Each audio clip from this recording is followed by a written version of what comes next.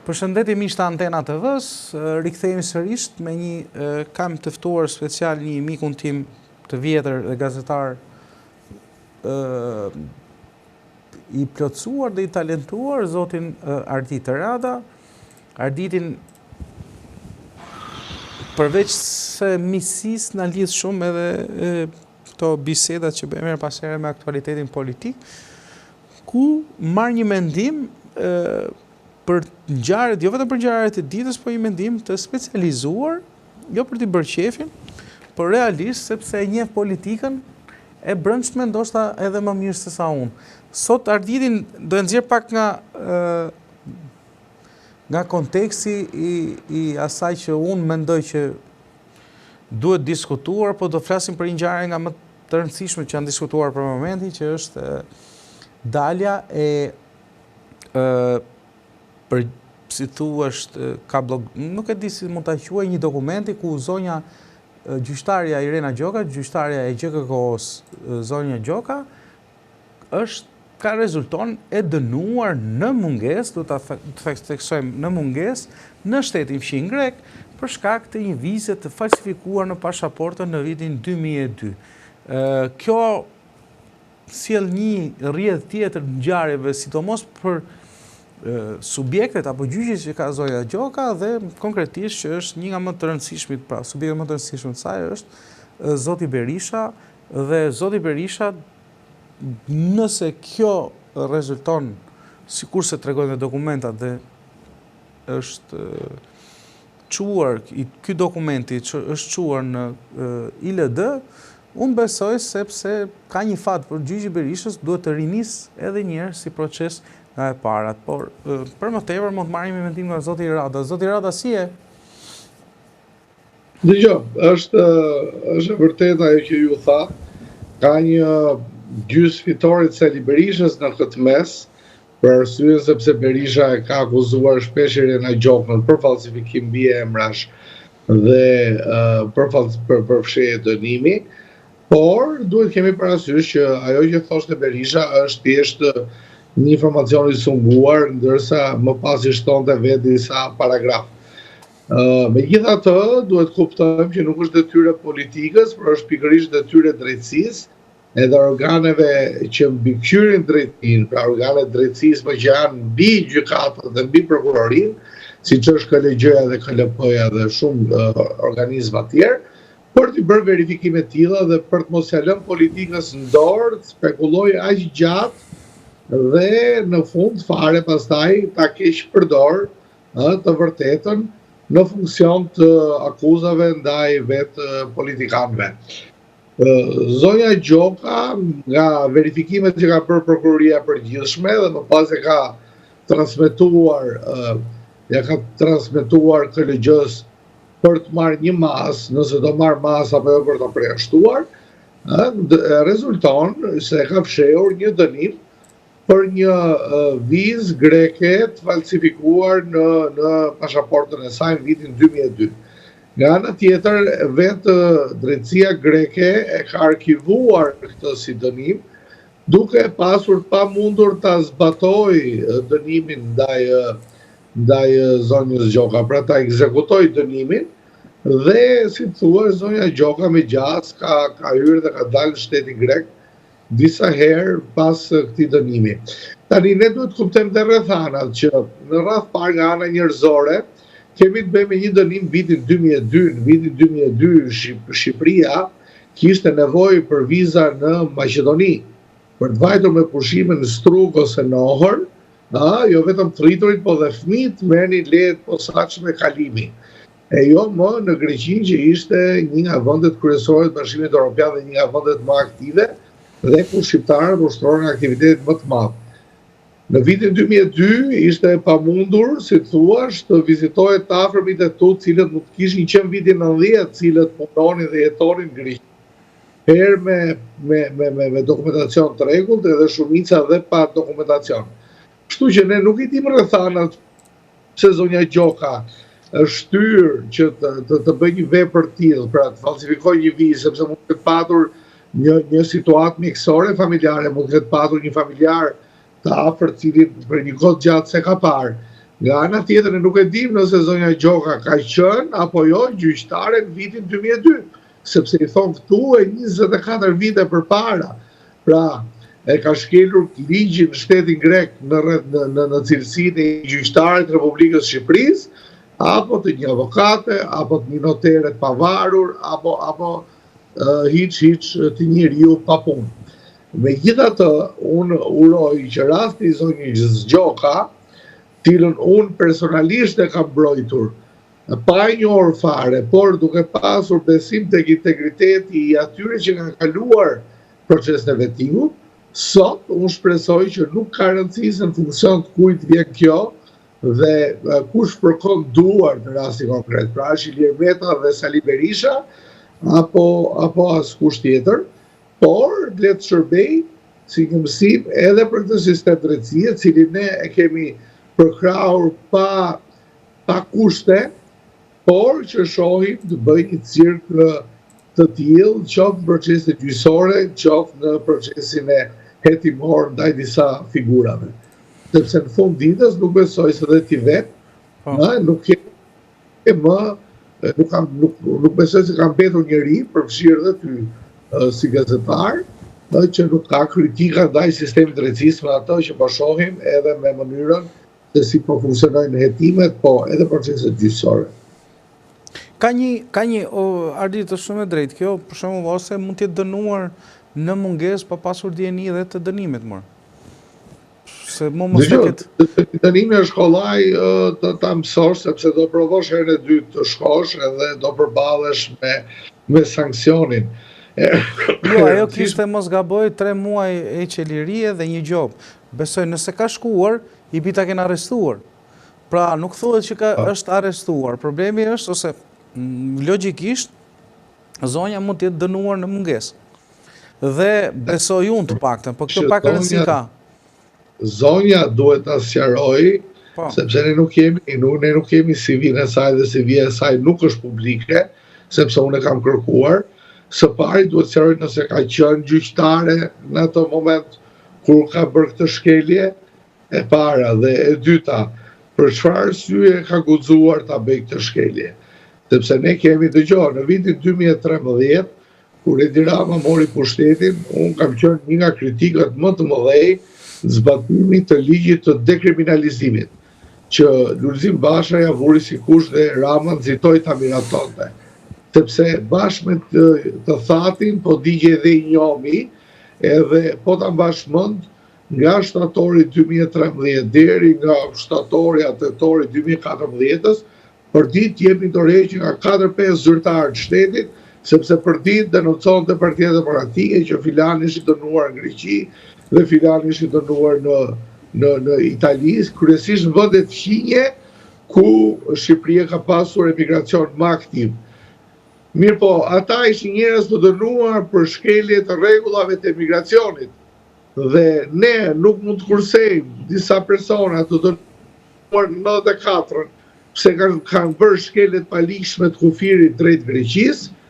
t'i mohojmë të drejtën të punojnë në administratë, të zgjidhen dhe të zgjedhin. Pra, në ato vite, në fillimet e qeverisë së PS-s, u kthye në formë abuzive nga ana e PD-s, dhe fatkeqësisht me bekimin e Edi Ramës i binte telefoni titullarit, ministri, thoshte t'japi dorëheqjen, thoshte, ai drejtori i peshkimit, drejtorinë në Ministrinë e Bujqësisë, e zama, njerëz pa peshë, pa vlerë politike, pa peshë politike dhe pa ndikim politik në zgjedhje. Kështu që në këto kushte, unë mendoj që së pari vetë zonja Gjoka duhet ta sqarojë. Mua më vjen keq që është heshtur kaq gjatë nga dita që Sali Berisha ka ngritur akuza publike ndaj zonjës Gjoka. Mua më vjen keq gjithashtu shumë keq që KLG-ja, KLP-ja dhe gjithë çfarë janë këto organizmat që mbikëqyrin sistemin e drejtësisë në kuadrin e hetimit dhe gjykimit nuk kanë reaguar më parë, por e kanë lënë sot duke pritur dhe një vendim të kushtetuesës për Sali Berishën, ndërkohë që këto organizma kanë nxituar më parë të dalin publikisht dhe të sulmojnë fjala bie, për shembull kryebashkiakun e Tiranës Iron Veliajn, duke thënë me deklaratë zyrtare se mbështetësit e tij kanë penguar fugonin e policisë duke u mbledhur para godinës së GKK-s dhe kanë dalë me zezë mbi bar. Ndërkohë, për shembull, që për Sali Berishën që mblidhet çdo të hënë para dyreve të SPAK-ut, para dyreve të GKK-s, nuk marrin guximin të bëjnë një deklaratë se po i pengon derën, aq më tepër që Berisha po i shkon dhe me makinë personale të blinduar. Kështu që unë ndjek e qartë kur shoh që organet të cilat ne shpresojmë të bajnë një balancë mes politikës dhe drejtësisë, apo të sqarojnë paknajësitë e individit me sistemin e drejtësisë, heshtin dhe reagojnë vetëm në raste specifike, selektive dhe dukshëm që i vinë në funksion njërës palë politike. Ardit, nëse mba mend, ka qenë rasti i kryebashkiakut të Shkodrës, ja harrova tani që pa të qenë dënuar ndoshta për ashash, ky që ka i Partisë Socialiste, nuk e mbaj mend tani për momentin, por emrin po ka Valdrin Pjet. Valdrini, bravo, dhe ka qenë dhe rasti i zotit Kajmaku, po Valdrini më mbrapa fitoi gjyqin me fjalë, por më duket edhe zoti Kajmaku rezultonte ish kryebashkiaku i Vorës, rezultonte i dënuar në Greqi pikërisht dhe nga gjykata e Janinës, ku mendoj vepra penale në atë kohë për Kajmakun ka qenë falsifikim parash për një diçka të tillë, dhe kur erdhi puna për faktin që kishte gënjur te formulari dekriminalizimit, u mor si i pandehur për këtë çështje. Ideja është këta që çojnë tek ILD-ja nuk do ishte, me fjalë, fakti që edhe Kajmaku mos e ke ditur që ka qenë i dënuar, mund të dënuar mungesë, fjala vjen. A nuk e dinte zonja duke mos e ditur, ka një lloj si thuash, unë besoj të paktën se ka një lloj përgjegjësie për ta marrë vesh, sepse 20 e kusur vite nuk ka udhëtuar dhe njëherë tjetër në Greqi zonja për ditur ka qenë apo s'ka qenë dënuar që ta vendosë të dënim formularin e dekriminalizimit, se ky quhet mashtrim me ose falsifikimi i dokumentave. Dhe është vepër penale, besoj unë. Pra, pse ka shkuar në ILD dhe nuk është marrë pandehur, ja ke iden në sensin për ta... Jo, sepse Berisha e akuzon zonjën Gjoka, pse ke 2 mbiemra, pse ke 3 mbiemra. I kanë hyrë një çështje, si thuash, abuzive, raport me individin dhe me drejtat edhe me identitetin e individit, sepse ne nuk e dim, zonja mund të jetë dhe divorcuar, është e drejta e saj të ndryshojë mbiemrin e gjitha me radhë. Sa i përket dorëzimit, sa i përket dënimit, Greqia nuk është se ka përcjell dikur në Shqipëri dënime për ashtu rastet kur ishte i kërkuar për vrasje apo për krime të rënda në lidhje me emigracionin e palishëm apo falsifikimin e vizës. E treta, bëvaki që zonja ka vajtur e ka kryer vizitën në Greqi, është kthyer dhe me një indicje X apo Y ka nisur hetimi dhe prokuroria edhe prokuroria hetuesia greke ka dalë në konkluzionin që kjo vizë që ka hyrë ka dalë ka qenë falsifikuar. Neve nuk na dëmton kjo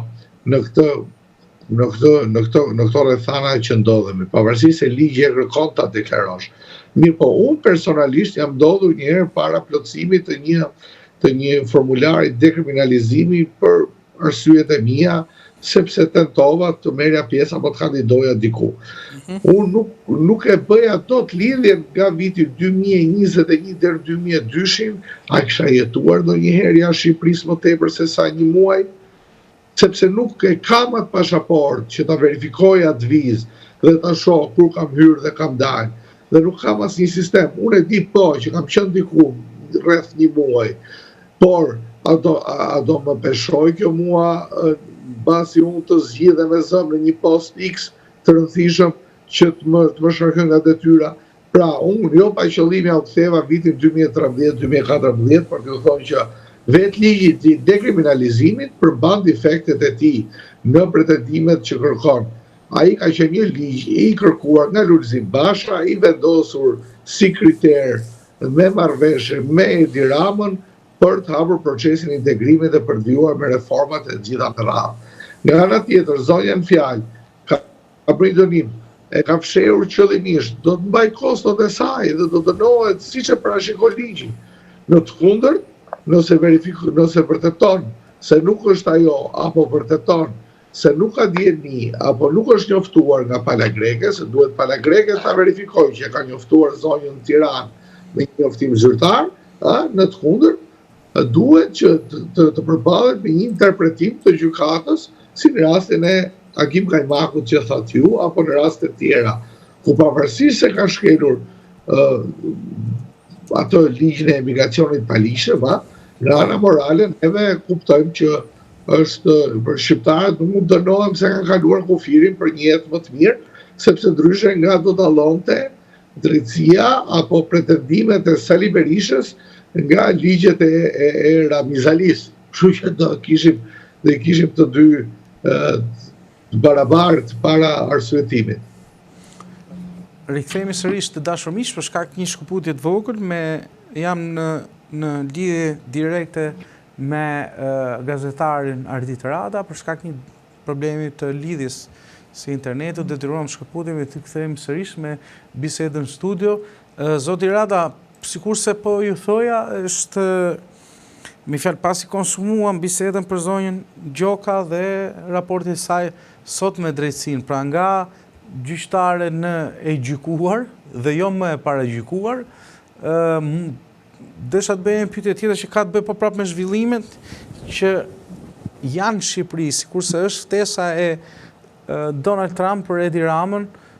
për të marrë pjesë në bordin e paqes. Çfarë do të thotë kjo për mjedisin në Shqipëri, pra për një mjedis do të thoja politik i polarizuar midis palëve, dhe kjo ftesë Trump a e zbej çike përsin e spakut ndaj subjekteve të saj, apo nuk e zbej, apo puna do vazhdojnë normalisht? Jo, polarizimi i skajshëm në Shqipëri ka ekzistuar prej vitesh e vitesh. Po ta mbani mend një televizion pranë Berishës, po edhe vetë Partia Demokratike, disa element hodhën fishek zjarre kur iku jurikimi, kur u zgjodh Donald Trumpi president për herë të parë, me shpresën se do ikte jurikimi, edhe Trumpi erdhi edhe iku dhe jurikimi mbeti aty ambasadore. Edhe iku kur donte ajo, edhe kur plotësoi ajo moshën e pensionit. E njëjta gjë ndodh edhe në rastin konkret që duhet kuptojmë se ka një raport shumë më të madh në botë mes shteteve se sa politikat provinciale edhe akuzat banale ose të përditshme ose të politikës brendshme, që ta themi me fjalë të bukura në vend, që janë politikat mes qeverive. Por në rastin se Sali Berisha do të ishte kryeministër, padyshim që një ftesë e tillë nuk do t'i vinte, siç i erdhi Edi Ramës. Dhe këtë e kam bindje sepse e interpretoj me pjesën që Sali Berisha është i shpallur non grata nga Shtetet e Bashkuara të Amerikës. Kjo do të thotë që së pari qeveria amerikane, Shtëpia e Bardhë, ka zgjedhur të komunikojë drejt për drejt me liderët e shtetit. Do të thotë që është një vlerësim shumë i madh për Shqipërinë. Unë dëgjova një cop mishi me dy sy që ka Partia Demokratike, që mbasi e knaqi Jati, e knaqi dhe i shoqi, tani e ka marrë kjo stafetën të interpretoj edhe të bëj si politikane, ku thoshte që ja ftesa e vërtetë e Trumpit nuk është vetëm Edi Rama i ftuar, por janë dhe 100 tjerë. Thua se ndonjëri pretendonte se Trumpi do bënte marrëveshje me Shqipërinë për zgjidhur hallet e botës. Po, e kaluan nga i pa ftuar që s'do ftohet, do ike, do arrestohen, e kaluan pse nuk është kokë më kokë.